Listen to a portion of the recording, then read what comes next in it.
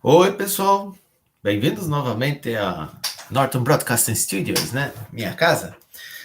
Hoje a gente vai ver a nossa terceira aula, né? Que vai ser sobre chamadas ao sistema e interrupções, certo? Veja bem, o que a gente viu até então? A gente viu que as aplicações do usuário, elas rodam em modo usuário. Apenas o SEO roda em modo kernel, pelo menos assim deveria ser, certo? E quando uma aplicação precisa acessar uma entrada e saída, por exemplo, ou seja, precisa usar alguma instrução, executar alguma instrução no modo kernel, o que ela faz? Ela faz uma chamada ao sistema. Essas são as instruções privilegiadas. E essa chamada ao sistema, uma das coisas que ela faz é alterar do modo usuário para o modo kernel. Só o SEO tem esse poder, certo? Deveria, pelo menos. Então, o que as chamadas ao sistema são? Nós vimos que elas são a porta de entrada para o teu programa ao modo kernel do hardware, para que ele possa executar essas instruções. E por que é feito assim? Bom, porque você pode ter um monte de programas rodando, certo? Mas tem apenas um HD, uma impressora. Então, você precisa tunelar isso, assim, afunilar isso de modo a ter uma só passagem, melhorando assim, permitindo assim que você bote um gerente aí, no caso seria o SEO, para controlar e organizar todas essas coisas. É para isso que funciona, certo? Bom, as chamadas, elas seguem um padrão? Na verdade, elas seguem, mas não vários padrões. Tem diferentes padrões definidos e vai variar de SEO para SEO. É por isso que um programa que roda no SEO não necessariamente irá rodar no outro, sabe? Porque há muitas mudanças, certo? Então vamos lá.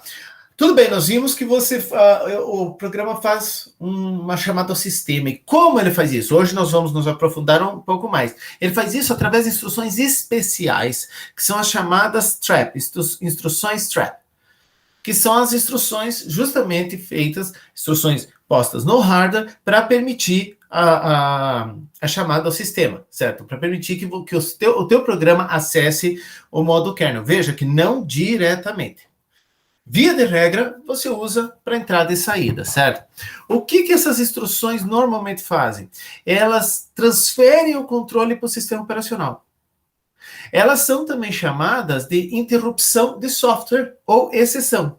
Veja, é muito importante isso. Por que elas são chamadas de interrupção de software? Porque o teu programa, ele faz uma requisição que vai interrompê-lo.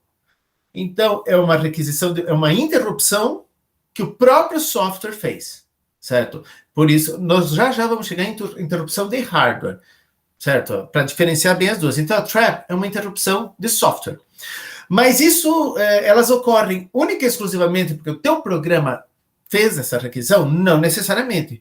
Mas necessariamente tem que ter sido o teu programa que causou. Por exemplo, você botou uma conta que dividiu por zero, certo? Você tentou acessar um endereço de memória que não está alocado para você. Gera todas essas interrupções que são de software, certo? Não é via uma instrução trap, mas rola uma interrupção que é considerada de software, certo? Beleza, então você fez uma trap, essa instrução transferiu o controle para o SEO tratou a tua requisição, tá? Terminado, o que o SEO faz? Transfere o controle para o teu programa. Como assim? Executando a instrução imediatamente posterior à tua chamada trap, certo? Então você vê aqui, você tem a aplicação, aí essa tua aplicação ela vai fazer a chamada ao sistema, via de regra, via uma biblioteca, nós já vamos ver isso daí. Essa biblioteca acessa o kernel do SEO, o núcleo do sistema operacional, que por sua vez mexe no hardware. Então você nunca mexeu no hardware, é o SEO. Isso tem que ficar sedimentado, certo, gente? Então vamos olhar um pouco mais de alto nível. Assim, isso aqui é ainda alto nível. No geral, o que acontece? Nós vamos descer mais. Cada vez nós vamos cavando o nosso buraco, certo? Então, você tem o teu programa de usuário aqui, certo? E deixa eu ver uma coisa aqui. Desculpa, eu estava checando se dá para enxergar as coisas que eu faço. Por exemplo, quando eu pinto assim, ficou legal. Bom, fiz uma interrupção de software, eu que pedi. Então vamos lá, você tem uma chamada, uma trap, certo? Então, o teu programa está aqui rodando, instrução por instrução. Então, beleza, estamos falando de código de máquina, hein, gente? Lá, não é o teu código em C, em Java, não. O código depois de compilado, certo? Código de máquina. Tá lá bonitinho, papá. Aí ele fez uma chamada ao SO, porque, sei lá, ele precisa ler do HD, ele precisa acessar a rede. O que vai acontecer? O SO vai ter que salvar o contexto dos registradores. Por Deus, o que isso significa? Os valores. Veja que o teu programa está usando alguns registradores, eles precisam ser salvos. Por quê? Porque se eu quero retomar de onde você parou, é bom que aqueles valores que estavam lá e dos quais vocês dependem, o teu programa depende, é bom que aqueles valores estejam lá quando o teu programa voltar, não é? Então eu tenho que salvar. Por quê? Porque quando eu tratar a interrupção, eu vou usar os registradores da máquina e posso sobrescrever. Aí altera o modo processador de usuário para kernel, roda a rotina que trata dessa tua chamada. Terminada essa rotina, beleza, altera o modo do kernel para o usuário e restaura o contexto dos registradores. Oh, veja que eu estou omitindo um mundo de detalhe. Como assim salva? Ele viu a luz e entrou para a vida eterna. Não. Salvar significa que eu tirei o valor que estava nos registradores e coloquei em algum lugar. Onde? Tá, normalmente na memória. Mas onde? Depende da política de cada SO, vai variar. Nós vamos ver isso daí também. E aí, vamos dizer que você guardou na memória numa região específica. Na hora de botar o bicho para rodar de novo, você tem que ir lá naquela região da memória e devolver cada valor que estava em cada registrador salvo, que eram os registradores que você estava usando, certo? Mas então eu preciso salvar todos os registradores da máquina? Potencialmente sim, né? Se usou todos, mas normalmente são salvos apenas aqueles que serão modificados. Mas isso é uma melhoria para deixar mais rápido, que a gente vai ver ao longo do curso, né? Vai ver mais adiante. Mas potencialmente as rotinas, se elas vão usar o registrador tal, ela já salva aquele lá, sabe? Então você tem que saber, é para poupar mesmo, sabe? Para deixar mais rápido. Poupar acesso à memória, é isso que você está fazendo. E aí, beleza, restaura o contexto dos registradores. E qual é o último registrador que ele vai restaurar? Não sei se vocês lembram lá das aulas de arquitetura, você tinha o Program Counter, né? Que ele dizia o quê? O que ele guardava no Program Counter? O endereço da memória da próxima execução, da próxima instrução que irá executar no processador. Lembram disso? Não? Bom, então agora sabem disso, certo? O Program Counter é um registrador que vai ter o quê? O endereço na memória da próxima instrução a ser executada. O circuito é feito para ir lá naquele endereço, pegar o que tiver lá na memória, não quer saber o que é, pega aquela bagaça e joga dentro do processador, seja o que Deus quiser. É mais ou menos isso, não, é exatamente isso que acontece. Confia-se cegamente no que está lá. Então, o último registrador a ser restaurado é esse. E o que vai ter nesse registrador? Eu espero, sinceramente, que tenha o endereço da instrução seguinte à tua chamada ao SO. Que daí o teu programa, ele fez a chamada, ele continua como se nada tivesse acontecendo. Ou melhor, como se nada tivesse acontecido. Então ele veio, fez a chamada para ele. Como ele fica bloqueado? Lembra lá do estado de bloqueado, essas coisas? Ele é posto numa fila de bloqueados, que nós vamos ver mais adiante. Então ele é bloqueado, fica lá. Quando a coisa volta, ele continua como se nada tivesse acontecido. Então, parece um negócio bem hollywoodiano, né? Mas para o teu programa, do ponto de vista, ele fez assim, fiz uma chamada, nossa, já está aqui, e ele vai. Dá nada. O que aconteceu foi que fiz uma chamada para o universo. A chamada foi resolvida. E aí ele continua como se nada tivesse acontecido, certo? É assim que o negócio funciona. Vamos descer um pouquinho mais no nível aqui, para ganhar uma melhor compreensão. Então, espero que vocês tenham entendido esse mecanismo geral. Salva o contexto, muda para o modo kernel, roda a rotina de tratamento, altera de kernel para o usuário, restaura o contexto, e aí automaticamente... Veja que não é assim, chama o teu programa de novo. Não, a partir do momento que você pegou a instrução, espera-se que o programa esteja na memória, né? Que você pegou a instrução da memória e colocou o endereço onde está aquela instrução que tem que rodar, colocou no Program Counter, é isso, minha gente. Ele vai lá e pega. É automático isso daí. Então, quando o SO chama o teu programa ou bota para rodar de novo, o que ele está fazendo é pegando o endereço de memória, onde contém a instrução do teu programa a ser rodado, e jogando no Program Counter. E aí a coisa vai. É assim que funciona a mágica. Acabou a magia, né? Quando a gente explica, acaba a magia. Faz parte. Abram os olhos, né? Ignorância não é bênção. Bom, então, basicamente, o que você tem? Você tem aqui o teu aplicativo rodando no modo usuário, certo? E aí, o que ele faz? Ele faz uma chamada ao sistema via uma instrução trap. Essa chamada ao sistema vai fazer o quê? Vai definir que tipo de chamada é aquilo, vai determinar que tipo de chamada é aquilo, o que é? Está querendo acessar o HD? Está querendo ver rede? Está querendo, sei lá o que esse cara está querendo fazer. E vai rodar a rotina apropriada para isso. Como? Basicamente, o que ela faz é cada instrução, cada interrupção de software, cada trap tem um código, um número.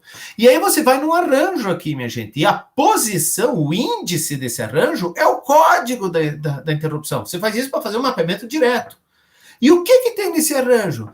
Tem um endereço de memória de onde está a rotina de tratamento. Então, o que você faz? Interrupção número 3. Sei lá que porcaria é essa. Eu espero que o programador tenha posto o código certo. É por isso que a gente usa a biblioteca. Viu? Então, beleza. Vai aqui na posição 3, sei lá, 0, 1, 2, 3. Eu acho que foi isso que pôs. Vai aqui no índice 3, né? A quarta posição. E as minhas setinhas não estão dando certo, né? Ele chamou essa outra aqui. Então, vai lá na 2. No índice 2, a terceira posição. O que tem lá? Tem um endereço de memória, certo? Ele pega esse endereço e é isso. Joga no Program Counter, seja o que Deus quiser. Espera-se que lá tenha a primeira instrução da rotina que trata aquela interrupção.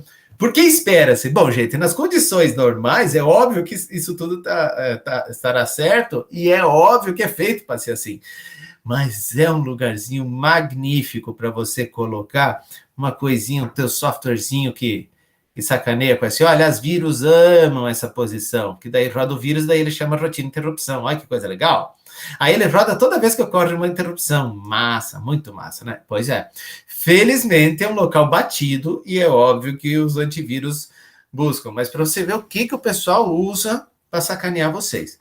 Bom, então beleza, ele pega aqui a tua tabela de interrupções, né? Roda a rotina de tratamento.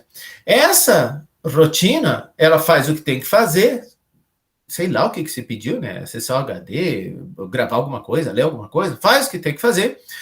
Terminado o que tem que fazer, o que ela faz? Ela retorna, e aqui é óbvio que tem uma magia nessa setinha aqui, setinha D aqui, né? Ela retorna e o SO restaura todo o teu programa. Aquela pataquada toda aqui que eu tinha falado aqui, que altera aqui é o retorno da rotina, tá vendo? Altera do modo pro usuário, restaura o contexto, e o último é o Program Counter, de onde parou aqui no teu programa. É isso. Tá bom. Então, na prática foi ótimo, certo? Na prática, você tem a tua aplicação, você faz uma chamada ao sistema, veja que aqui você pode fazer ela direto, tem como fazer, a gente vai ver, ou via alguma chamada, alguma biblioteca, ou uma API, aqui temos Open, aí sim você tem aqui o SO, via de regra, te fornece isso daqui, às vezes tem uma camada extra aqui ainda de uma biblioteca da tua linguagem, que simplifica a vida para você. O SO recebe, essa chamada roda, nós vimos, né? Trap lá roda. Quem trata esse cara aqui, vê o código da chamada, bate aqui no tratamento, isso aqui é a rotina do SO, bate aqui no tratamento, na posição aqui, roda quem está aqui, e essa rotina que está no arranjo de interrupções, ou tabela de interrupções também, ela é quem trata a interrupção e vai rodar. Terminada, retorna para a rotina do SO que chamou, que por sua vez retorna para a tua aplicação. Essa é a magia da coisa, tá? Bom, eu já tinha adiantado. Essa rotina aí, que vai tratar da interrupção, ela vai salvar os registradores que irá modificar. Então, quando você diz assim, salva o contexto, tá, vamos pensar, idealmente é assim, no terreno das ideias, não que seja o melhor. Você salva todos os registradores e é isso, mas isso quer dizer que você está salvando um monte de registrador inútil. É acesso à memória, é tempo que você gasta. Então, o que você faz? Cada rotina de tratamento vai usar um número específico de registradores. Ela sabe, é óbvio, quem programou sabe quais registradores, está tudo em assembly esse negócio. Quais registradores vai modificar? Então, esses, eles salvam. Ao final, no que a rotina de tratamento fez isso daí, ela devolve o valor. Então, essa magia aqui, que a gente viu, na verdade, ela está meio ligada à rotina de tratamento. Certo? Vai depender muito do sistema. Você pode ter uma rotina que faz isso aqui antes, mas daí teria que salvar tudo, ou cada rotina específica, o que faz mais sentido, trata do seu. Então, esse passo aqui seria o primeiro, e salvar o contexto é feito a cada rotina. E onde isso daí será salvo? Gente, vai depender muito do hardware. O que o hardware te dá? Porque tem hardware que é feito para que a coisa fique em registradores específicos dentro dele, ou em porções de memória específicas, ou deixa para o SO decidir. Então, já a gente vai ver todos esses modelos aí.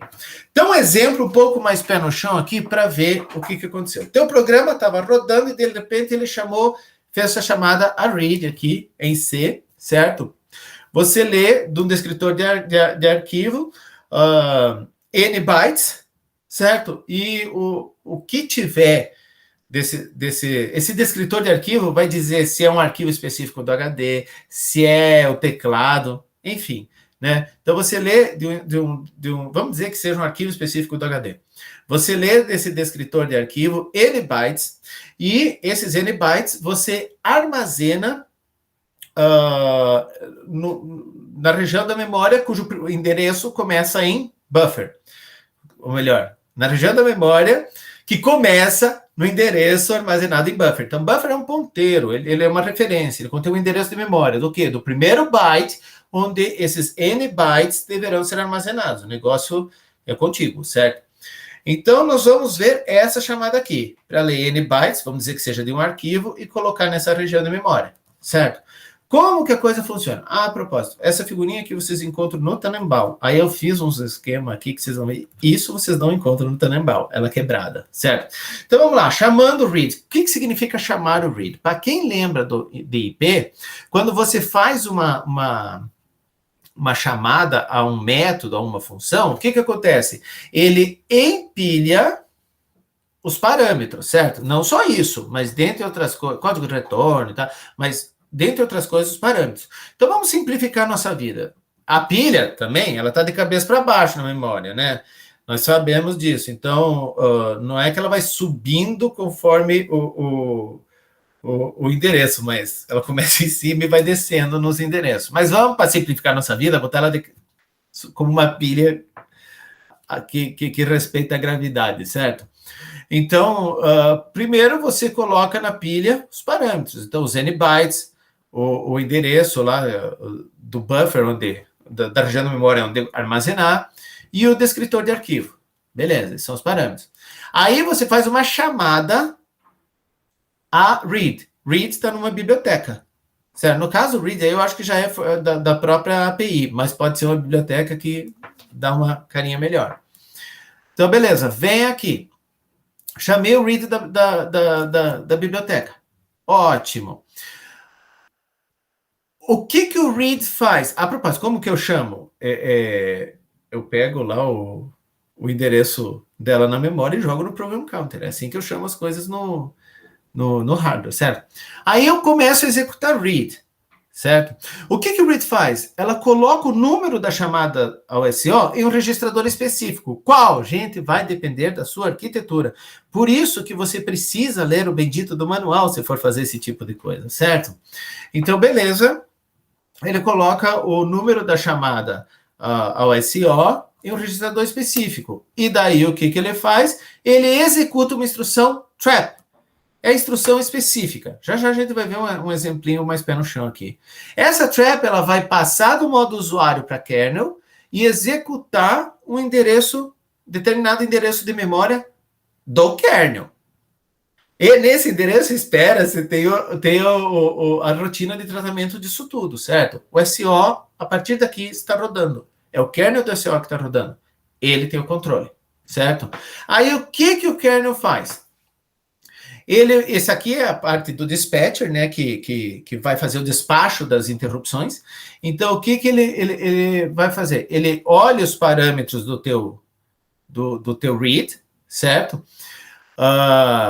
Verifica o número da chamada que foi feita para saber o que fazer. Na verdade, ele verifica antes para depois olhar os parâmetros para fazer o que fazer e chama uma rotina de tratamento adequada para isso daí. Então, conforme a tua chamada ao sistema, você botou um código, ele olha aquele código. Para esse código, eu vou ter que chamar esse método aqui para tratar. E eu pego os parâmetros que você passou, lembra lá, o buffer, o n-bytes, e passo para esse cara aqui. Beleza. Como que ele faz isso? Ele faz isso usando aqui um arranjo, que é a nossa tabela de interrupções, certo? Ele pega, como eu disse, o teu código do trap, né, o código da chamada, usa como índice nessa tabela, e aqui vai ter o quê? O endereço de memória onde está na memória a rotina de tratamento. Para ser mais exato aqui, o que você vai ter aqui é uma instrução jump, é uma instrução assembly, jump para o endereço de memória. É isso, pula para aquele endereço e vai, certo? Aí você, o tratador daquela interrupção específica, ele é chamado, certo? Ele é executado. Veja que aqui já mudou, não é mais essa galera aqui que estava rodando aqui, que era do teu usuário. Aqui é o SO que está rodando, certo? Aí, beleza, ela terminou de fazer o tratamento da interrupção, beleza, e aí o SO já pode mandar de volta para a instrução seguinte trap, ou seja, ele vai devolver, ele vai dar um retorno aqui, certo? E daí você consegue restaurar os registradores, ainda não é exatamente aqui, restaurar os registradores e voltar para o teu programa. Mas vamos lá, então, beleza, terminou, ele vai conseguir retornar para quem chama, tá? Na verdade é ali mesmo, né? Eu achei que tinha um passo a mais, mas não tem. Então, o que acontece aqui? Você, a tua chamada ao sistema, quando ela retorna, o que ela vai retornar? Ela vai devolver os registradores que ela modificou. Então, se ela modificou algum, ela armazena. Se não modificou, não faz nada, né? E ao final, aqueles que ela armazenou, né, ela devolve ao estado anterior. Então, ela devolve os valores que estavam lá. Aí, beleza, você está rodando, na verdade, o read. E o read retorna ao programa do usuário, aqui. O que faz daí? Veja que, né, quando ele devolve, você ainda pode ter um lixo na pilha, que é da chamada ao próprio read, certo? Os parâmetros e caramba 4. Aí o que ele faz? Ele incrementa o ponteiro da pilha. Como assim incrementa? Ele aumenta? Sim, porque a pilha está de cabeça para baixo. Então, se eu empilhei assim, quando eu incremento o ponteiro, eu desempilho. Na prática, o que ele está fazendo? Tira da porcaria da pilha. Ele apaga? Apaga nada, gente. Só pega o ponteiro do topo e mexe. Só isso. Dizendo, esse é o novo topo. Ainda está lá na memória o que tinha, mas vai ser sobrescrito pela próxima chamada, tá? Então, ele incrementa esse ponteiro da pilha aí, dizendo, aqui está pronto, tá? E a partir daí, está rodando, roda já o software do usuário, né? O teu programa, quem fez a chamada inicial. Então, esses são os passos, gente, que são executados. Agora, para pensar um pouco. Sente só o que foi feito, tá? Olha aqui, ó, a figura completa está aqui, ó. Isso tudo, e eu acho que era... É a mesma dessa? Tá bom. Isso tudo aqui é o que acontece a cada chamada ao sistema. A cada chamada. A cada chamada você tem que fazer um empilhamento, você tem que chamar a função de read. A read vai colocar o código da chamada num registrador específico, vai fazer uma instrução trap, troca para o modo kernel, para que está fazendo na CPU e troca para o modo kernel, vai rodar o dispatcher. O dispatcher, por sua vez, vai usar o código que você pôs naquele registrador específico, vai ir naquela posição na tabela de página, na tabela de interrupções, certo? Lá o que vai ter? Na prática ele só roda aquilo lá, é um jump. Vai rodar aquele jump, né? Para quem não sabe, em assembly, o jump simplesmente vai para uma região de memória, pega o argumento dele e coloca no program counter, aí vai naquela região de memória, começa a rodar o que está lá. O que está lá é o tratador de interrupções, daquela interrupção específica, né? Aí o tratador dessa interrupção, que é uma interrupção de software, certo? Então vamos chamar dessa chamada ao sistema, o tratador dessa chamada ao sistema vai rodar, vai fazer o que você mandou fazer, certo? E aí, antes disso, ele tem que salvar os registradores que ele vai usar. Ao final, ele restaura os registradores que usou, tá? E aí, retorna. E retornando, vai acabar que retorna para o dispatch, e aí vai e retorna para o teu programa, certo? Que daí, por sua vez, não é o teu programa, né? Ao retornar também, você incrementa o ponteiro da pilha, ou seja, você desempilha aquilo que você usou. Ao desempilhar o que você usou, toda essa galera vai para o saco. E se você tinha uma função que chamou outra, o que você tinha? Se tinha os parâmetros, vamos dizer, tinha uma função que chamou read. O read está aqui, os parâmetros da função estão aqui. Você tirou da pilha aqui e fica só com o que tinha lá.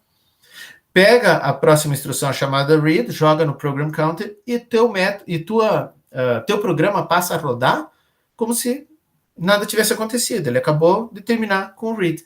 Lembra, quando se chama uma função, tá, ele empilha, chama dentro dessa função outra, ela empilha, quando essa retorna, vem aqui para poder manter só essa na pilha.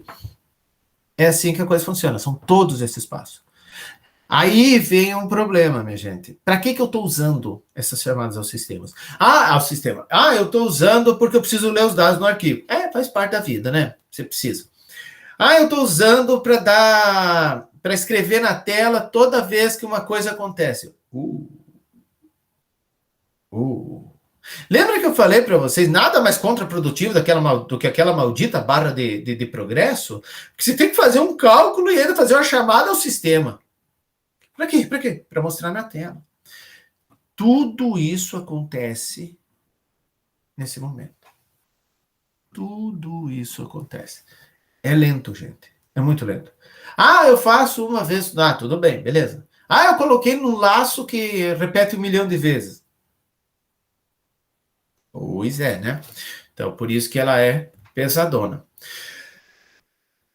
Tudo bem aqui? Então, eu espero dar um tempinho aqui, uns segundos, para vocês assentarem. Pausa no vídeo, certo? Vamos continuar agora. Vamos olhar aqui no passo 9, certo? Que eu pressupus um mundo maravilhoso. Você fez uma chamada, era uma coisa rápida, tratei, já devolveu. Mas vamos dizer que isso aqui vai bloquear quem chamou. Como assim?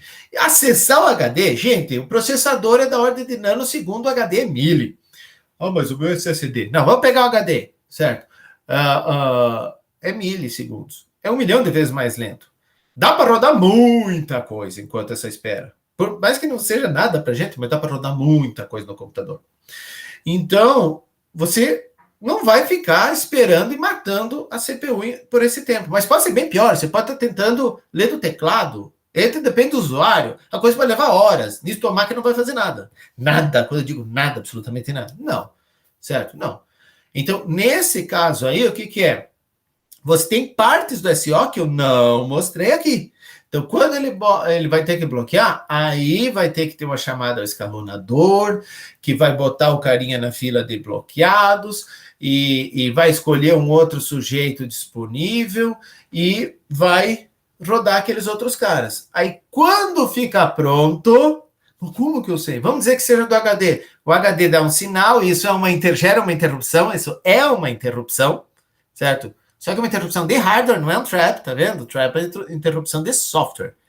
Não, é uma interrupção de hardware, nós já vamos ver. E daí você pode continuar, chamar rotina de tratamento e tudo mais, e continuar esses passos aqui, tá?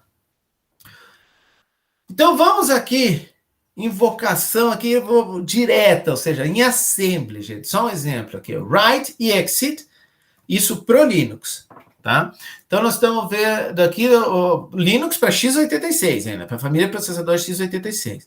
Eu defini uma seção de dados aqui, que eu vou escrever o Olamundo, ó. Tem um Olamundo aqui, certo? O tamanho dela está aqui, beleza. Aí, aqui onde vai começar o meu código, eu defino um ponto de entrada global aqui, de início. Para quem não sabe assembly não vai morrer se não souber esse negócio aqui. Quem sabe vai estar entendendo alguma coisa. Ai, meu Deus. Espera só um minuto. Tá. Aí, o que vai acontecer aqui? Aqui eu vou escrever o meu Olamundo na saída padrão, no standard out. Provavelmente a tela. Então, beleza, eu coloco aqui, movo para o registrador o tamanho da mensagem, o endereço onde ela está, certo? E o descritor de arquivo, 1 é o standard out, 0 é o standard in. Beleza, aí o que eu faço? Olha só a mágica aqui, eu coloco o número da chamada ao sistema nesse registrador específico. No caso de write é 4, o código dela. E olha o código da trap aqui. Sabe, ó. Int 80 é uma trap. Fiz uma interrupção, código 80 é uma chamada ao kernel. Pronto. Uma trap. É assim que eu fiz. E aí aquela coisa toda lá que nós vimos vai acontecer. Ó, esse é o código. Não, essa aqui é a chamada, a instrução que vai interromper as coisas. E esse é o código. É esse 4 aqui que é analisado aqui. Me adiantei. Aqui, ó. Pelo dispatcher. Esse 4 vai bater no índice 4, quinta posição, e lá vai ter a rotina de tratamento. Esse é o código que será usado. Quando retornar, daí ele vai executar a próxima instrução. Isso aqui é um comentário. Aí ele vai colocar o quê? Primeiro, o código de saída ele coloca em EBX, tá vendo? Ó, não é coincidência, tá? Você tem registradores específicos para isso, depende sim da arquitetura e do sistema operacional. Coloco o código da trap em EAX, ó, é o mesmo registrador. O EAX é onde eu coloco o código da trap, nessa arquitetura, certo? O código 1 quer dizer sair do sistema e, ó, executa a trap novamente. Ó, tá difícil hoje, hein? Ó, executa a trap novamente. Então é isso, bota o código e executa. Aí todo aquele ciclo reinicia. Certo? Veja que o nosso programa, tudo que ele faz é iniciar e sair. Perdão, é iniciar, escrever na tela Olá Mundo e sair. Esse é o Hello World de vocês. Certo? Eu preciso sair? Será? Veja bem, ó, por que eu preciso botar isso daqui, fazer uma chamada para sair? Por quê? Gente, para pensar assim, ó. Vamos olhar aqui, ó. Isso aqui é do Patterson e Hennessy, é um esquema bem simplificado de pipeline. O que você tem? Olha o program counter aqui, tá? Veio uma instrução de memória que tem aqui, certo? E ele vai buscar esse endereço de memória lá, e esse endereço vai jogar aqui na pipeline, que são registradores da pipeline da CPU. Vocês vão ver isso em arquitetura. Aí aqui que vai... Gente, ó, via de regra, isso aqui, cada um é responsável por um estágio diferente. Aqui você abastece registradores, faz decodificação e tudo. Aí aqui você acessa unidade lógico-aritmética e tal coisa. E aqui, se precisar, acessa a memória, certo? Então, vamos lá. Aqui tem o acesso aos registradores também. Você vai ler, abastecer, sabe? Beleza. E olha só que interessante como funciona o teu computador, para quem não sabe. No que ele leu o endereço, no que ele tem aqui no program counter o endereço da execução da instrução que será executada. Ao mesmo tempo que ele manda aqui para ler da memória e mandar para a pipeline, ele também já manda aqui e soma 4, tá? 4 bytes significa que é uma estrutura de 32 bits, esse desenho aqui. E já vem aqui a espera para abastecer. Ou seja, o circuito é feito de maneira que, enquanto uma instrução está rodando, o endereço da próxima já foi calculado e está lá esperando para rodar. Certo? É isso. Então, beleza, teu programa está rodando. Aí eu pergunto para vocês, ele está ali na pipeline, né? Cadê o SEO? Ele tá rodando? Não. Como que ele roda quando o meu programa termina? Ele roda, cara, porque basicamente a tua última instrução foi uma interrupção do tipo trap, cujo código é o de fim. Toda interrupção nós vimos vai chamar o dispatcher, que adivinha, é do SO, certo? E esse carinha aí, quando vê, é fim, chama o escalonador, que nós vamos ver mais adiante, que vai escolher um novo cara para rodar. É assim que o SO roda. Mas pera um pouco. Tá. E se eu esquecer de botar essa última linha aí, essa int 80 aí, com o código 1? E se eu esquecer, omitir? Cara, vamos ver como funciona a pipeline, vamos ver o circuito. Eu adaptei essas bagaças aqui do Patterson Hennessy. Vamos lá, tá, tinha um load word lá, que mudou a assembly de MIPS lá, certo? Mas beleza. Tinha uma instrução lá. Ele pegou a instrução, tá passando, ó, o program counter já somou aqui, mudou um pouco aqui o esquema, mas beleza, ela tá lá.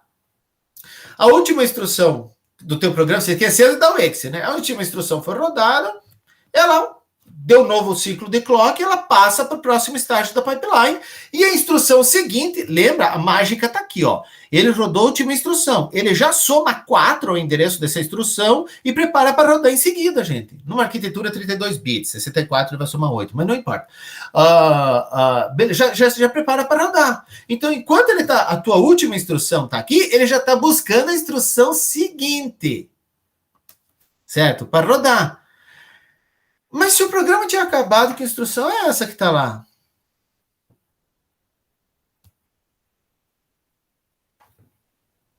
Essa é a resposta. Eu não faço ideia. É qualquer coisa que esteja na memória naquele endereço. É exatamente isso que ele vai rodar. E aí, pode ser uma coisa que seja uma instrução válida. Gente, puta azar que vocês deram. Vamos combinar que é um azar do inferno. Se aquele negócio lá for uma instrução válida que faz alguma coisa, cara. Olha, eu vou falar para vocês. Acabou, certo? Ou uma instrução desconhecida. Por exemplo, era um dado lá que não faz o menor sentido. Uma instrução ilegal. Isso é o mais provável, né? E aí, dá um crash no teu programa. Interrompe, isso aí mais adiante a gente vê no curso, certo? Acabou o teu programa. Por quê? Porque você esqueceu de pôr o exit, certo? Então, quando você esquece, das duas, uma. Ou uma instrução ilegal é rodada e a pipeline não está feita para isso, lá ela diz, interrompe esse cara aqui, ó, não. Já era, core dump, sabe aquele negócio lá? Ou uma instrução legal, o que é altamente improvável, um azar do inferno, mas que é óbvio que você não queria, porque o programa parou e ele vai continuar rodando. Gente, de boa, isso aí é na segunda. Aí qual é a chance da terceira também ser legal? Da quarta, esse negócio tá rodando aí na ordem de nanosegundo, né? Quer dizer, puta azar. Bilhão de instruções legais em um segundo, você, caraca. Vamos combinar que não vai acontecer. Crash é o óbvio que vai acontecer, certo? Mas é isso. E aí eu pergunto, é exatamente por isso que vocês sempre usam o exit ao final de todo o programa, certo? Não? Ninguém nunca usou? Mas peraí, então eu tô falando bobagem, né? Não, minha gente. Por conta desse problema, que é enorme, todo compilador coloca um exit ao final. Eu não pus no meu programa. Não tem problema. Sabe, programador C, dos mais pré-históricos, ainda tem mania de terminar lá com exit, sabe? Bota um exit. Mas ele é totalmente desnecessário. Não que ele seja inútil, muito pelo contrário. Não é para não colocar, certo? Tem que colocar. Mas o compilador faz isso para você porque ele sabe que se você esquecer, não vai ser feliz, certo? Beleza aqui? Agora nós vamos entrar ainda falando sobre traps, gente. Eu falei lá, eu tinha me adiantado que você faz chamadas à biblioteca. Sim. Ou você chama a API direta do SO, e aí temos um potencial problema em que um SO, às vezes diferentes versões mudam um pouco a API, pode mudar um pouco a API, ou SOs muito semelhantes, assim, alguma família de Linux pode mudar um pouco a API, sabe? E aí danou-se. Teu programa funciona num e não no outro, numa distribuição não na outra. Não é legal isso. Ou versões do Windows funcionam num e não no outro. Não mega versões assim, sabe? Pensa num correções mínimas, teus programas deixam de funcionar. Para isso, você tem as bibliotecas que fazem a interface, que daí com a nova versão, se precisou mudar a API do SO, eles não mudam a biblioteca, eles só fazem as adaptações necessárias na biblioteca. Esses são os wrappers, certo?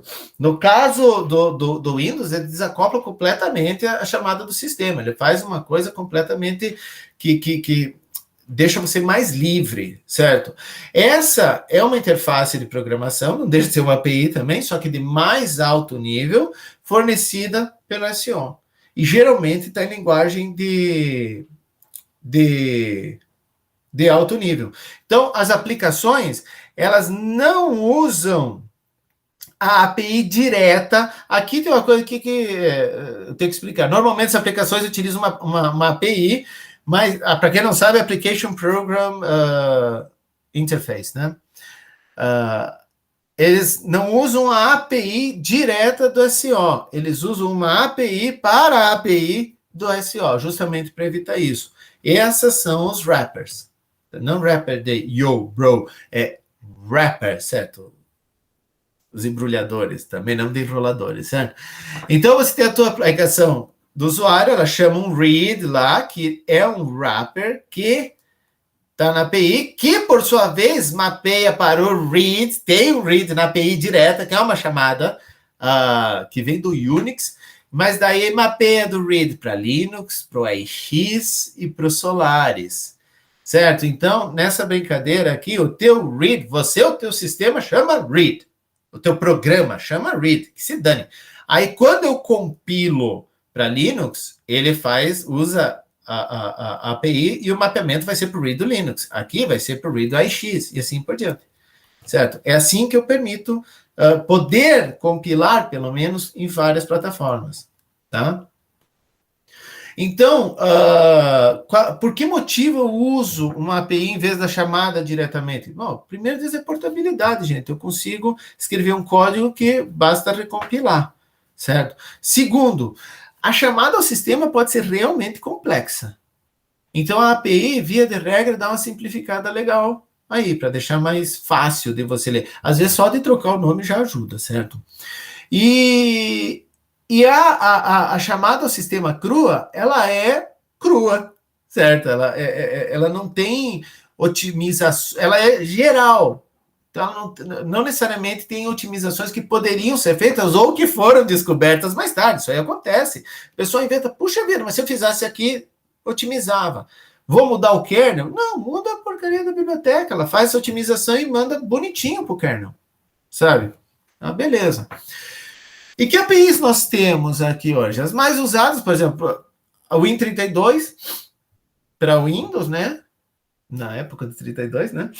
E POSIX para as versões Unix, elas usam isso daí. Então, você tem padrões para essas APIs, para os wrappers, e aí o sistema fica livre para fazer o que bem entender. No caso, não é um SO, mas a Virtual Machine do Java trabalha com isso. É Java API para Virtual Machine, sabe? Então, é o mesmo conceito. Isso é legal porque, veja, sair do SO, mas veja que o conceito vai. O conceito de um wrapper para alguma coisa vai, sabe? Isso que é importante. Bom, então o que você faz lá, relembrando, você tem lá, por exemplo, o teu programa em C fez um printf. Printf é da biblioteca padrão do C, certo? Aí eu já nem sei mais em qual versão, porque ele pode chamar tanto write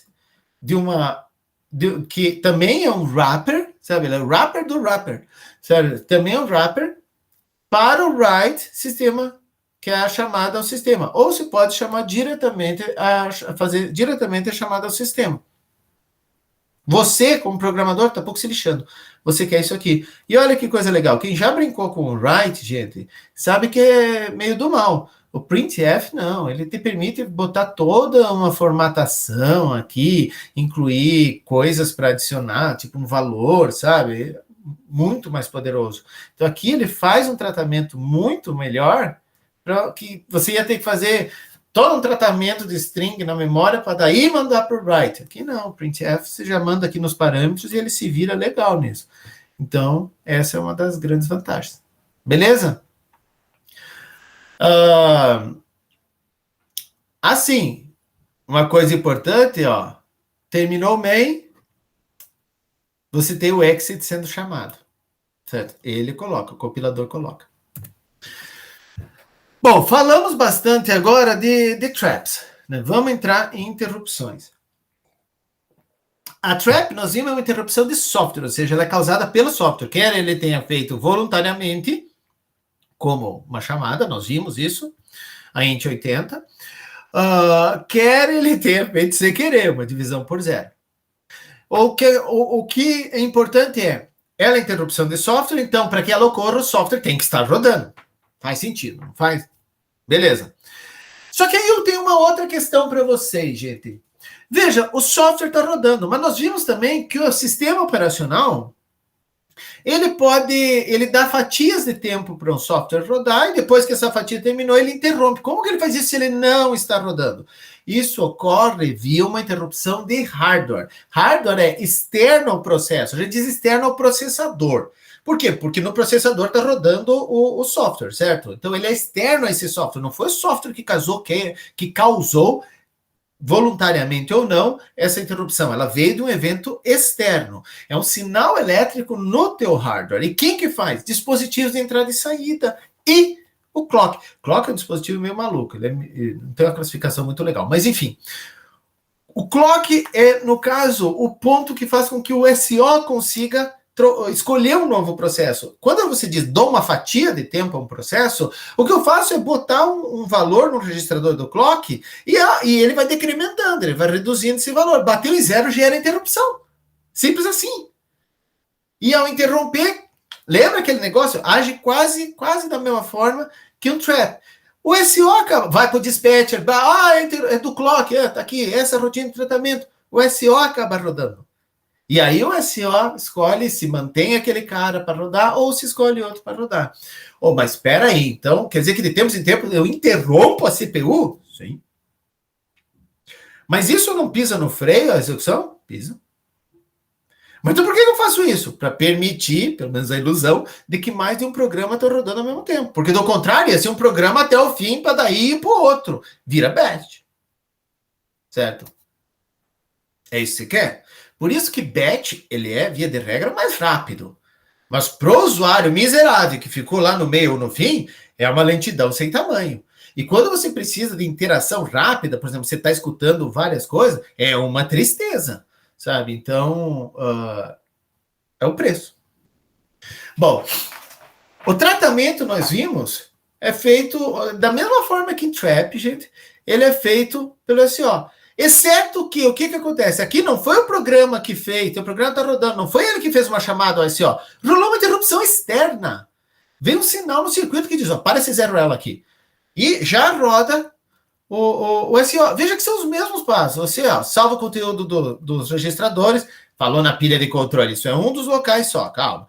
Vê a origem do evento, o ID, certo? O código da interrupção. Bate no arranjo que a gente viu e obtém aqui o endereço da rotina de tratamento. Roda ela. Ela trata, ao final, os registradores, é óbvio, os que ela foi modificar, ela salvou e restaura aqueles que ela modificou para o estado anterior e daí devolve para você poder rodar o teu programa. Tem umas mágicas aqui, minha gente. Aqui vai escolher o escalonador, vai chamar escalonador, tudo isso, mas para adiante a gente vai ver, certo? Tá. E como que se dá esse tratamento? Quando o SO inicia, ele vai instalar o teu tratador de interrupções lá, teu dispatcherzinho lá, no endereço específico da memória. Qual endereço? O hardware define. para o hardware saber o que chamar quando rolar uma interrupção. Veja que cada hardware vai definir. Por exemplo, MIPS é esse endereço de memória. O que significa? Significa que pipocou uma interrupção, ele vai naquele endereço e botar para rodar o que quer que esteja lá, seja o que Deus quiser. Lugar maravilhoso para se colocar coisas que não deveriam estar lá. Mas também lugar batido, por isso o antivírus vai olhar. Certo? E aí o SO, ele vai ter que ter, quando diz cria um arranjo de interrupções, não é que ele cria toda vez, não, no que ele iniciou, ele criou um arranjo de interrupções, a tabela de interrupções, chame do que você quiser, vetor de interrupções, né? Que serve tanto para interrupções ou traps, mas aí vai depender de como o teu SO organizou a vida. Ele pode separar as coisas, enfim, organização interna. Um exemplo, sei lá, as primeiras 256 palavras, né, do segmento de código do teu SO pode ser esse vetor. É uma possibilidade, certo? E aí, como eu falei, cada palavra é o quê? Um jump para uma rotina. Beleza. Ou então, esse daí você, lá naquele endereço, tem uma rotina que já faz um pré-tratamento, verifica o código, já define famílias. Gente, a organização é com vocês, prioridade, sabe? A organização é com quem fez o SO. E o ponto é, via de regra, você tem essa tabela aqui de interrupções, e é claro, você tem que ter uma posição especial que diga que é a NDA, né? Que nenhuma das alternativas. Não conheço esse sinal, não conheço esse código, alguma bobagem deu aqui, mata o processo e que se dane, sabe? É isso. Então, é uma outra rotina que você tem que ter sempre, essa rotina de escapatória. Bom, e o arranjo de interrupções? É óbvio, ele está na memória, ele é um arranjo na memória.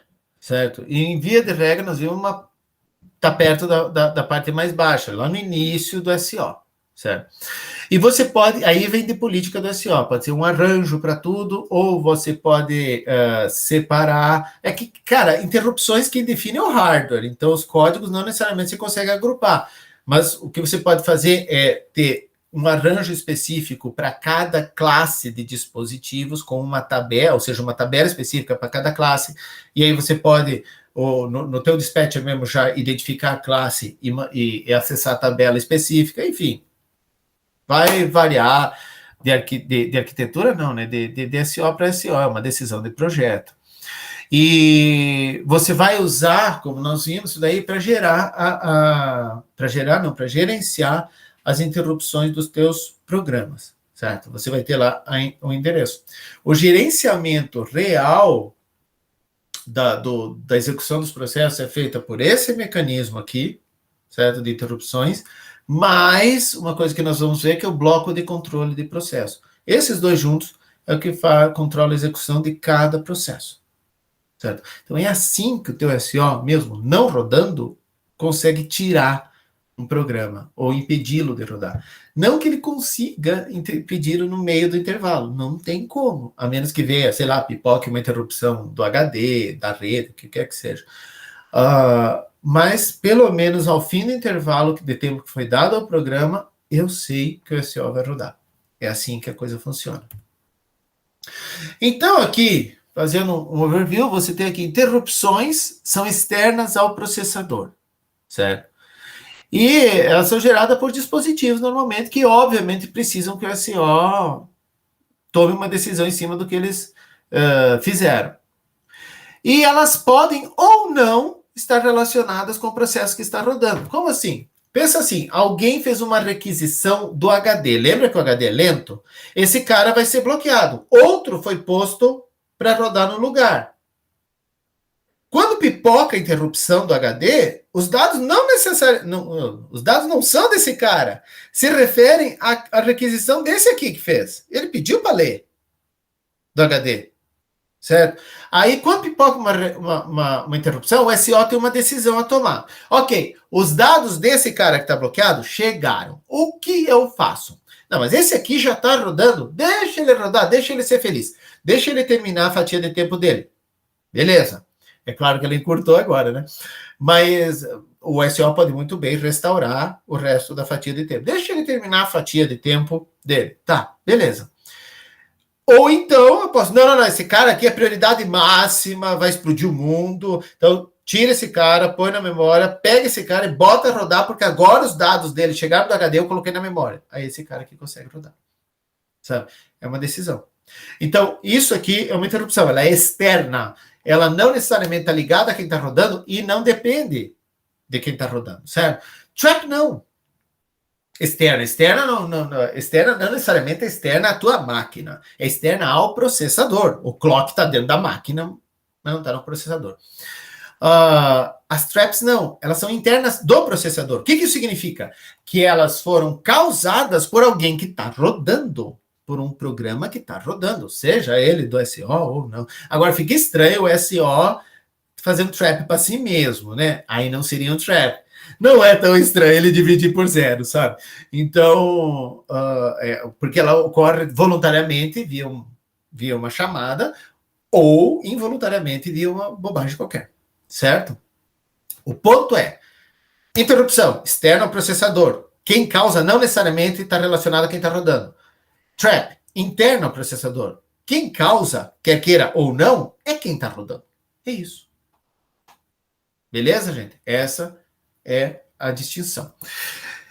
Pé no hardware aqui com relação à interrupção. Vamos dizer que o teu processo, o teu programa, ele fez uma chamada que precisava ler as bagaças do disco lá. Beleza, ele fez. Fez uma chamada SO, um trap, nós vimos lá, né, não sei se a gente viu read or write. Bom, do read, nós vimos lá do read, certo? Fez a chamada, só que nessa brincadeira, porque o HD é lento, ele foi bloqueado e outras coisas estão rodando no lugar. Beleza. A ordem de ler foi mandada para a controladora do disco, que está lendo o disco, está lá buscando. O disco ainda estava desfragmentado, para ajudar a coitada, levou um tempo do cão lá para achar o negócio, né? Beleza, o disco não estava desfragmentado, né? Quem estava desfragmentado eram os dados dentro do disco, né? Se o disco tiver desfragmentado. Não, ao contrário, fragmentado, né? Se o disco tiver fragmentado, desculpe, seu HD quebrou, tá? Mas, literalmente. Nesse caso aí, não, os dados no disco estão todos fragmentados, né? O disco não estava desfragmentado, é a tristeza, né? Que tem que ficar que nem louco. Isso nós vamos ver também no curso. Mas beleza, ele leu, demorou um pouquinho, mas leu. E ele terminou de ler. Terminar de ler significa que os dados foram lidos do HD e estão num buffer, estão numa região de memória na controladora. E ela está lá pronta para fazer a transferência. Nós ainda vamos ver DMA. Bom, então beleza. Terminou o trabalho, a controladora do disco causa uma interrupção. Como que ela causa interrupção? No bus, no barramento que leva lá o teu processador ao dispositivo, tem várias, né, linhas de sinal. Ela manda um sinal numa dessas linhas, é o sinal de interrupção. Beleza. Esse sinal é recebido por uma parte do hardware que é o controlador de interrupção, certo? Isso ainda é hardware, certo? E aí, esse cara aqui é quem vai decidir, não naquele nível lá de bater em tabela, caramba, não, ele é quem vai decidir de imediato o que fazer. O que significa isso? Vamos dizer que o disco e o teclado mandem sinal. Ele vai ter que escolher um para tratar, não dá para tratar os dois ao mesmo tempo, certo? E aí, o que é? Como que ele pode fazer? Ele pode criar uma fila de prioridades, ele pode, sei lá, cara, vai depender do que o teu hardware permite e você consegue, às vezes, até abastecer, mudar alguma coisa via software. Depende do que o hardware te deixa. Mas vamos dizer que não tenha nenhuma outra interrupção competindo. Só veio do disco. Bom, então ele vai processar isso daí imediatamente, certo? Deixa eu ver, uma coisa que eu não falei, claro, vamos dizer que tenha duas. Ele vai escolher uma de maior prioridade? Tá, como que eu vou fazer daí? Você tem como ignorar a interrupção do outro, certo? Você desliga o sinal de interrupção, não recebe mais para poder tratar essa daí. Beleza. Aí, passou aquela lá, ele manda um sinal para a CPU, dizendo, ó, para a CPU. Esse é o sinal de interrupção que ele repassa para a CPU. Além disso, ele coloca alguns dados sobre que dispositivo que gerou a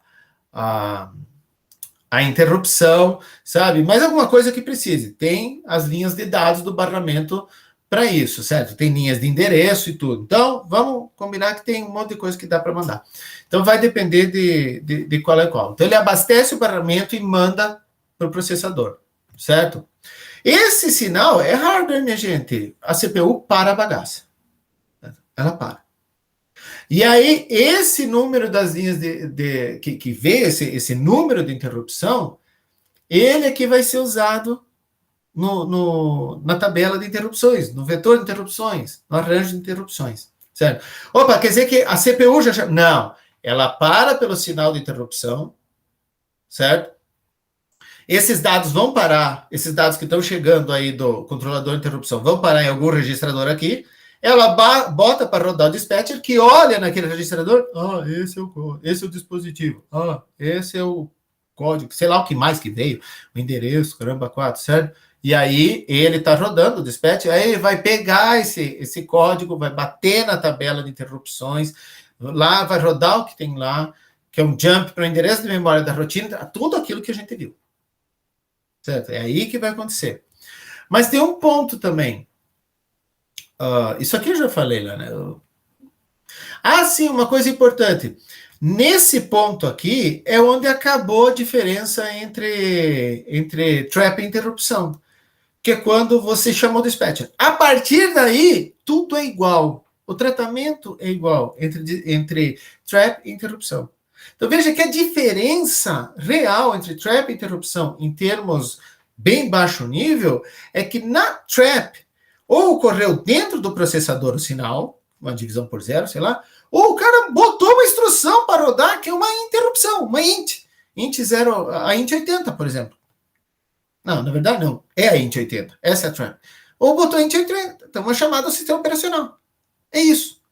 Aqui a diferença é que gera outros códigos aqui, outras instruções, certo? Mas a partir daqui vai chamar de dispatcher e é isso, gente. Certo? A partir do momento em que rodou o dispatcher, esse daí, os dois são iguais. Tá? Nós vamos ver também que esse vetor de interrupções pode estar tanto no hardware quanto na memória, vai depender da tua arquitetura, certo? No caso de estar na memória, vai ter que ter na CPU um registrador que me diga onde na memória ele está. De qualquer forma, tem que ter a informação de onde está o arranjo ou onde está a função que trata dessas coisas em algum lugar dessa CPU. Tá, tecnicamente ela pode ser feita para buscar uma região de memória e rodar o que está lá também. Então, gente, é muito dependente da arquitetura, sabe? Eu consigo imaginar um monte de possibilidades aqui. Bom, mas uma coisa importante é, tudo bem, a rotina que trata a interrupção começou a rodar, beleza, ela já manda um sinal de confirmação para o controlador de interrupção, para que ele já possa começar a tratar a seguinte. Espera-se que essa rotina seja rápida, né, o suficiente, né, para que não seja interrompido, mas ainda assim. Então, ainda assim, você vai chamar o dispatcher aqui e ele pode dizer, não, ainda estou tratando, deixa eu tratar lá, sabe? Então, a ideia disso daqui é liberar o controlador de interrupção o quanto antes para não deixar as interrupções esperando. E daí agilizar, tá?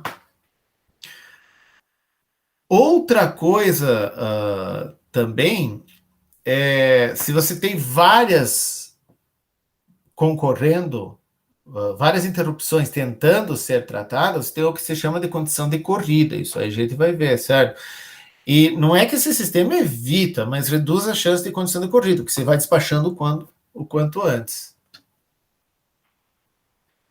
Bom, gente, e aí que informação é salva antes de você rodar o serviço, tá? Essa informação é salva pelo hardware ou não? Cara, vai depender muito. Às vezes o hardware te ajuda, às vezes não. Quando o hardware não te ajuda, você vai ter que fazer pela rotina de software. Então, sim, se vocês olharem, vocês vão ver que tem coisa que parece assim. Eu falo uma hora que é o hardware, uma hora que é o software, mas porque depende se o hardware te ajuda. Se o hardware te dá, ele é muito mais rápido, cara. Use. Se ele não te dá, você vai ter que fazer via software, certo? Então, que informação precisa ser salva antes de iniciar a rotina de serviço? Pelo menos o contador de programa. Certo? Isso precisa ser salvo. E isso aqui é uma das partes que precisa ser salva pelo hardware, certo? Ele precisa salvar o contador de programa. Por quê? Porque na hora que você vai rodar o dispatcher, você sobrescreveu justamente o contador de programa. Então, o hardware precisa, esse é o hardware mesmo, não tem como fazer o software, porque você sobrescreveu, ele precisa salvar o contador de programa. Em último caso, é quando o hardware te ajuda para Dedel, os registradores gerais, eles são armazenados em uma cópia. Mas, gente, e alguns ainda não gerais, né? Os internos. Não é todo hardware que te dá isso. O MIPS te dá uma ajuda do caramba, mas não é toda a arquitetura que te dá isso, certo? Mas do hardware, pelo menos, o contador de programa tem que ser salvo. E é claro, aí vai ter tudo aquilo lá que a gente viu, chama o dispatcher lá, e a gente vai ver um conceito mais adiante, que é o bloco de controle de processo, que também é usado, mas aí é no software. A questão é, onde que eu salvo esses registradores? Não tem uma solução perfeita, certo? Vamos dizer que você tenha registradores internos, onde você tem, vamos dizer, só o program counter. Vou salvar numa outra, a cópia do program counter, certo?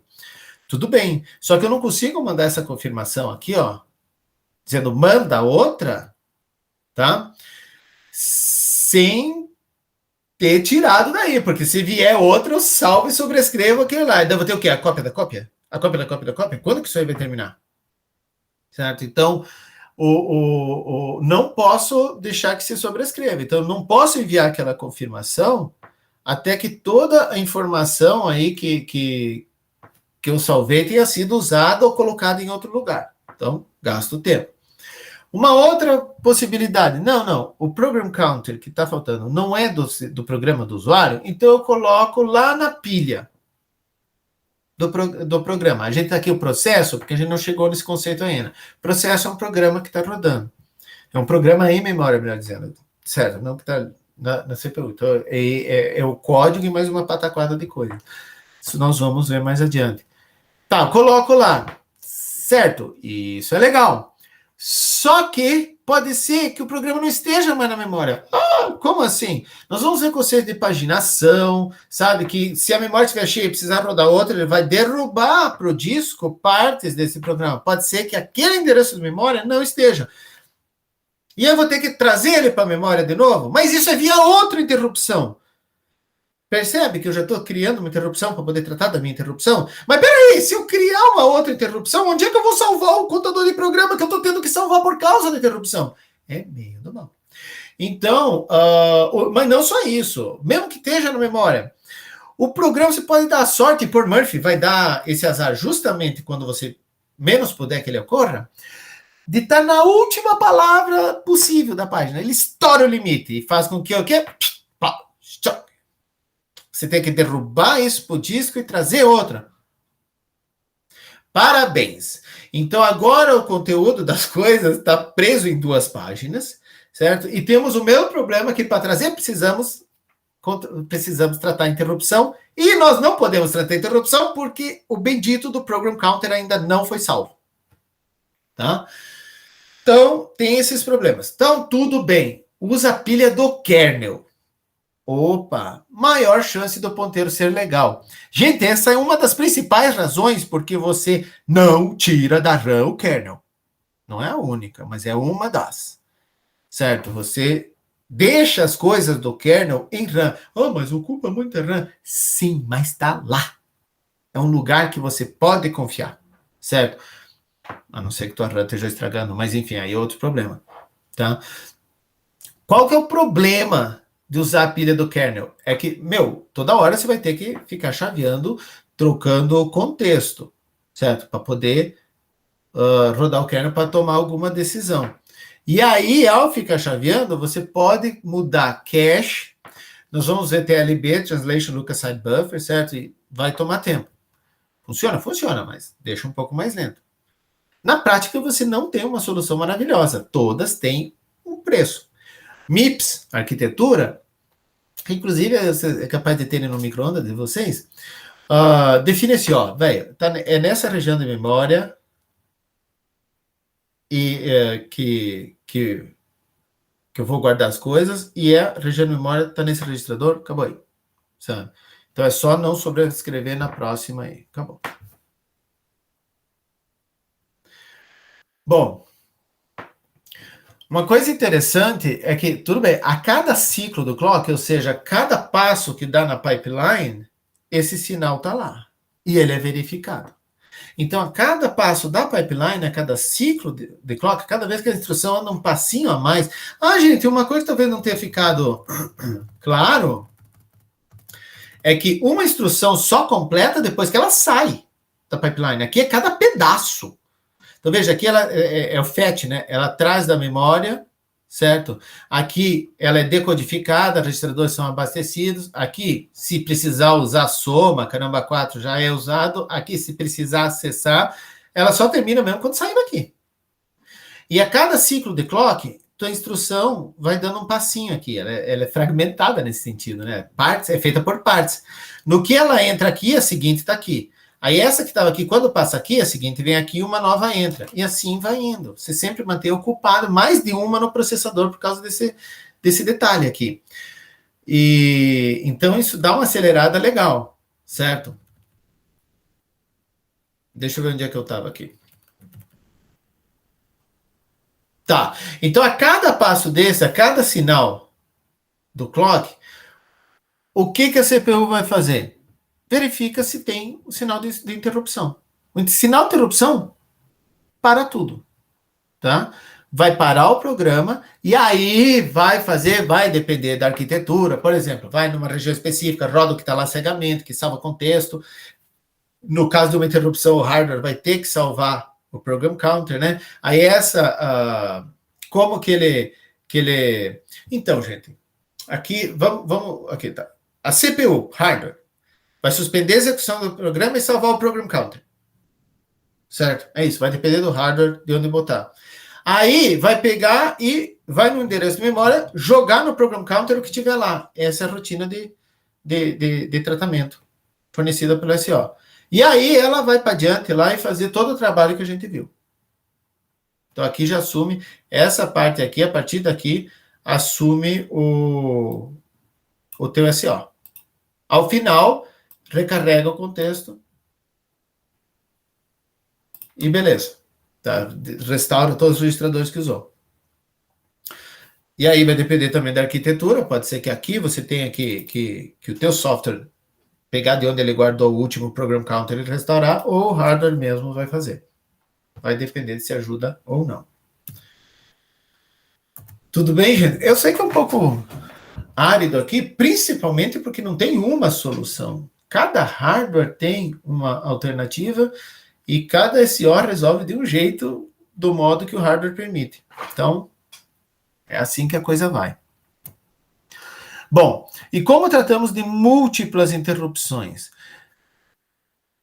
Você tem dois modelos. Um deles, no caso aí, normalmente é no hardware, lá naquele pedaço de hardware que trata de interrupção lá, controlador de interrupção, pode ser tratado lá, ou se aquele cara não deixar passar tudo aí, seja o que Deus quiser, você pode tentar via software, é possível. Então, o modelo sequencial eu vou tratar uma e depois a outra e depois a outra. O que significa isso? Que eu desabilito as interrupções. Posso fazer isso? Sim, eu posso. Posso fazer via software? Sim, você pode. Certo? É um problema se você tiver mais de embarramento, né? Mas, enfim, você consegue fazer isso. E daí você, só depois que tratou uma, você libera e recebe o sinal das outras. Tá? É isso. É claro que você espera uma tratar, pode ser até adiantado um pouco, mas se você, isso aqui é uma prioridade, é óbvia. Quem chegou primeiro tem maior prioridade, certo? O que faz com que interrupções que têm maior prioridade possam demorar mais para ser tratadas. Isso não pode ser, isso pode não ser legal. Por quê? você pode, nessa brincadeira, perder alguns dados. Sei lá, precisa ser agora ou o mundo vai mudar, sabe? Não sei, ou tá chegando muita coisa, estourou o buffer, esse tipo de coisa. Aí você tem um modelo que é prioridade, você define prioridades. Só que aí complica pra caramba, minha gente, o esquema do tratador, né? Porque, veja, você tá aqui, rolou tal programa, rolou uma interrupção externa, tá? Aí tá rodando a rotina lá, rola uma interrupção. Meu, olha, e se rolar uma interrupção? Onde isso vai parar? Você tá entendendo? É complicado. Então você tem até um certo nível e depois reza, porque vamos combinar que já está tendo muito pepino, né? Um monte de coisa de grande prioridade. Então, por exemplo, de prioridade, você podia definir que a impressora tem o menor, o disco, comunicação maior, comunicação é rede, sabe? Aí aqui já é. Você pode definir tanto pelo hardware, se o hardware não dá, você pode definir também pelo software. Aí gerenciar isso, eu espero que vocês já tenham uma noção de que vai ser um pipinão, certo? Bom, gente, interrupções, como eu disse, é um pouco árido, mas o grande ponto que você tem que entender é: nós temos dois tipos. Trap são causadas, quer seja voluntariamente ou não, pelo programa que está rodando. Interrupções de hardware são causadas por eventos externos ao processador. Ou seja, pode até ter a ver com quem está rodando, se ele estava esperando algum dado, sei lá, fez uma requisição antes, mas não necessariamente tem a ver. Pode ser coisa que não tem nada a ver com o coitado. Certo? Diferença. Software ou rolou o sinal dentro do processador, uma instrução ilegal, alguma coisa assim, ou você fez uma chamada, você botou a int 80, você botou a instrução de interrupção para chamada OSO. Beleza. Hardware vem de fora, então tem toda uma parte de hardware para tratar, às vezes permite até definir prioridade, caramba 4, para jogar para o processador. O ponto é, uma vez que a interrupção chegou no processador, todo o resto é a mesma coisa. Trap e interrupção agem da mesma forma. Porque aí boa parte é do SO, sabe? O SO. A única coisa que o hardware tem que fazer mesmo é proteger o program counter para saber quem que estava rodando antes, certo? Então daí você pode colocar ou no núcleo do SO, ou na pilha do usuário, não é muito legal, nós vimos, ou em uma região de memória específica, sabe? Esse tipo de coisa. Tem que proteger aquilo que estava anterior. E aí, uma vez que o SO rode, ele pode pegar aquele valor e proteger mais ainda, sabe?